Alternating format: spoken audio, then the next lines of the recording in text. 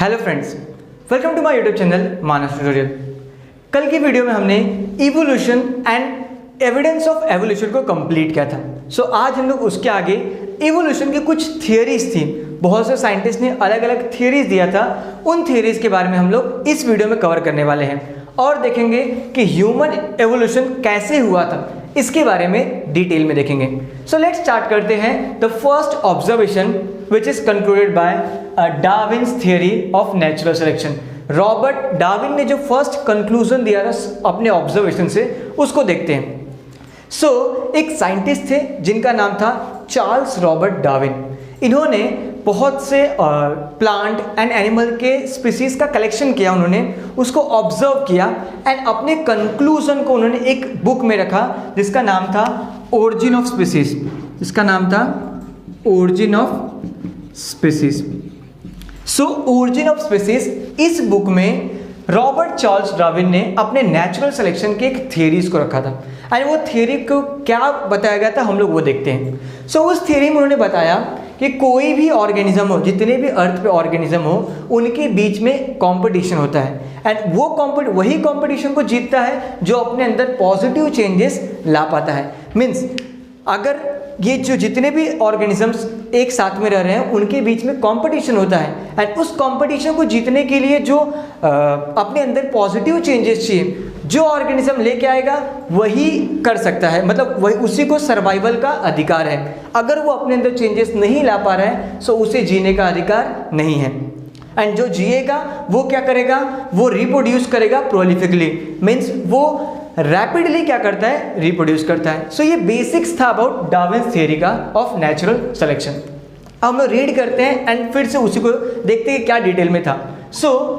इस थियरी के अनुसार, according to Darwin's theory, all organism reproduce prolifically. जितने भी ऑर्गेनिज्म है वो क्या करते हैं, रिप्रोड्यूस होते हैं प्रोलिफिकली, मीन्स बहुत ही हायर रेट पे रिप्रोडक्शन होता है।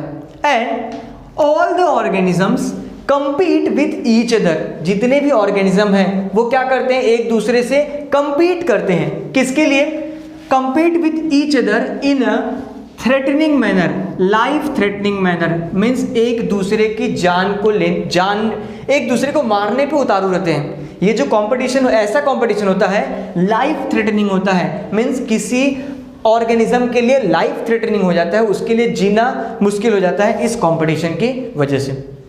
अभी आगे क्या बोलते हैं कि in this competition only those organism sustained which have modification essential for winning the competition। और इस कंपटीशन को वही जीत पाता है, only those organism sustain, वही अपना अस्तित्व बचा पा जाते हैं, वही जिंदा रह पाते हैं जो इस कंपटीशन को जीतने के लिए जो इसेंशियल मॉडिफिकेशन है, जो करेगा उसी को जीने का अधिकार है, वही जी पाता है। ये था डार्विन की थ्योरी कि उसी को जीने का अधिकार है जो इस कंपटीशन को जीतने के लिए अपने अंदर चेंजेस चाहिए, वो चेंजेस ला पा रहा है। अगर वो चेंजेस लाएगा तो उसको सर्वाइवल का अधिकार है एंड देन वो क्या करेगा, वो रिप्रोड्यूस करेगा। और इन्होंने बताया कि ये जो कंपटीशन होता है इसमें नेचुरल सिलेक्शन बहुत ही इंपॉर्टेंट रोल प्ले करता है। उन्होंने बताया कि ये जो कंपटीशन है उसमें natural selection means natural selection बहुत इंपॉर्टेंट रोल प्ले करता है। ये था डार्विन्स की थियरी। लेकिन इस थियरी के कुछ ऑब्जेक्शंस भी थे, बिकॉज कोई भी थियरी एकदम परफेक्ट नहीं होती। इस थियरी में क्या ऑब्जेक्शन थे, क्या ड्रॉबैक्स थे, वो हम लोग देखते हैं। पहला ड्रॉबैक्स था कि natural selection is not only the factor responsible for evolution. इन्होंने क्या बोला कि ये जो कंपटीशन हो रहा है, ये जो इवोल्यूशन हो रहा है, एक कॉम्पिटिटिव इवोल्यूशन हो रहा है, मीन्स कंपटीशन हो रहा है एंड उस कंपटीशन को जो जीत रहा है वही उसी को जीने का अधिकार है, वही इवॉल्व होगा। तो ऐसा किसके हो रहा है, नेचुरल सिलेक्शन में हो रहा है। लेकिन ऐसा यही एक फैक्टर नहीं है, ये एक फैक्टर है कि नेचुरल सिलेक्शन इंपॉर्टेंट रोल करता है in evolution, but only natural selection नहीं करता, other factors are also there. तो ये इनका एक ड्रॉबैक था। सेकेंड, इन्होंने it doesn't explains about useful and useless modifications. इन्होंने useful modification and useless modification, कौन सी मॉडिफिकेशन यूजफुल है, कौन सी मॉडिफिकेशन यूजलेस है, इसके बारे में इन्होंने नहीं बताया था। तो दो ऑब्जेक्शन क्या हो गई? पहला कि इन्होंने बोला था कि नेचुरल सिलेक्शन पे डिपेंडेंट होता है, तो ऐसा नहीं है। ओनली नेचुरल सिलेक्शन एक फैक्टर है, बट ओनली यही फैक्टर नहीं है। सेकेंड, इन्होंने यूजफुलनेस एंड यूजफुल मॉडिफिकेशंस के बारे में कुछ नहीं बताया था। द थर्ड ऑब्जेक्शन क्या आता है कि इन्होंने he doesn't explain about slow and abrupt changes. जो modification, slow modification and rapid modification, इसके बारे में भी इन्होंने कुछ बताया नहीं था। तो ये था डार्विन्स की थ्योरी, जिन्होंने बोला था कि वही जिएगा जो कंपटीशन जीतने के लिए अपने अंदर चेंजेस लाएगा, और उनके ड्रॉबैक्स। नाउ हम लोग बात करेंगे the second scientist which is Lamarck. Lamarckism क्या है उसके बारे में देखते हैं। सो हम लोग सेकेंड थियरी जो कि एक साइंटिस्ट ने दिया था, जिनका नाम था जे.बी. लामार्क। इन्होंने थियरी ऑफ इवोल्यूशन दिया था। अब वो देखते क्या उनकी थियरी के अकॉर्डिंग क्या था। जैसे डार्विन ने बताया कि कंपटीशन होता है, एंड कंपटीशन में जो भी अपने अंदर पॉजिटिव चेंजेस लाएगा, उस कंपटीशन को जीतने के लिए वही जिंदा रह सकते हैं ना। अभी आते हैं लामार्किज्म।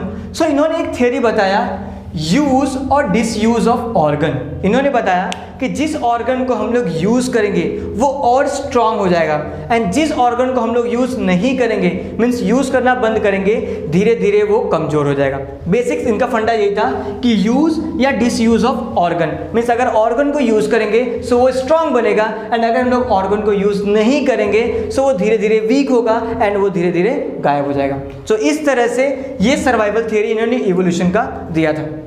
इन्होंने एग्जाम्पल में एक्सप्लेन किया था अबाउट जिराफ नेक। इन्होंने बताया कि जिराफ नेक, जैसे जिराफ क्या करता है, लीव्स को ईट करने के लिए, लीफ को खाने के लिए क्या करता है, अपने नेक को एक्सटेंड करता है, एंड यही जो इसका एक्सटेंशन है वो जनरेशन टू जनरेशन पास होता है, एंड देन जो जिराफ की नेक है वो धीरे धीरे क्या हो गई, लंबी हो गई। Similarly the shoulder of iron Smith, जो आयरन स्मिथ होते हैं उनका जो शोल्डर होता है बहुत ही स्ट्रांग होता है, क्योंकि वो उस शोल्डर पोर्शन का यूज़ बहुत ही ज़्यादा करते हैं। सो इसलिए उनका जो शोल्डर होता है बहुत ही स्ट्रांग होता है। सिमिलरली एक एग्जांपल बताया इन्होंने, wings of ostrich and emu. अभी ये ऑस्ट्रिच एंड इमू ये क्या करते हैं, ये अपने विंग्स का यूज़ नहीं करते हैं। सो इसके लिए इनका जो ऑस्ट्रिच एंड इमू का जो विंग्स होता है वो बहुत ही वीक हो जाता है। सो इन तीनों एग्जाम्पल के थ्रू उन्होंने बताया कि अगर हम ऑर्गन का यूज़ करेंगे तो वो स्ट्रांग होगा, लेकिन अगर हम लोग ऑर्गन का यूज नहीं करेंगे सो वो धीरे धीरे क्या हो जाएगा, वो गायब हो जाएगा। सो बेसिक फंडा इनका यही था कि यूज और डिसयूज ऑफ ऑर्गन। नेक्स्ट आते हैं अबाउट, इन्होंने बताया कि एंसेस्ट्री ऑफ एक्वायर्ड कैरेक्टर। इन्होंने बताया कि जो ऑर्गन को यूज करते हैं सो उससे कुछ कैरेक्टर्स जो एक्वायर्ड कैरेक्टर हैं वो पास होते हैं from one generation to another generation. तो ये था बेसिक्स अबाउट लामार्किज्म के बारे में। क्या था कि अगर ऑर्गन को यूज करेंगे तो वो बेनिफिशियल मतलब स्ट्रांग होगा, और अगर यूज नहीं करेंगे सो वो धीरे धीरे क्या हो जाएगा, गायब हो जाएगा। सो इस तरह से हमने इस वीडियो में दो थियरीज को देख लिया। First Darwin's theory of natural selection, and second one is Lamarckism. In next video में बात करेंगे ह्यूमन इवोल्यूशन के बारे में कि कैसे ह्यूमन इवॉल्व हुआ था, और यहाँ पर ये चैप्टर खत्म हो जाएगा। ट्राई करूंगा कि कुछ क्वेश्चंस हम लोग पूरा रिवाइज करेंगे एक बार पूरे लेसन को इन नेक्स्ट वीडियो में। सो अगर आप इस चैनल पे न्यू हैं सो प्लीज सब्सक्राइब इट, जिससे कि जब भी मैं वीडियो अपलोड करूँ आपको नोटिफिकेशंस मिलती रहें। Thank you.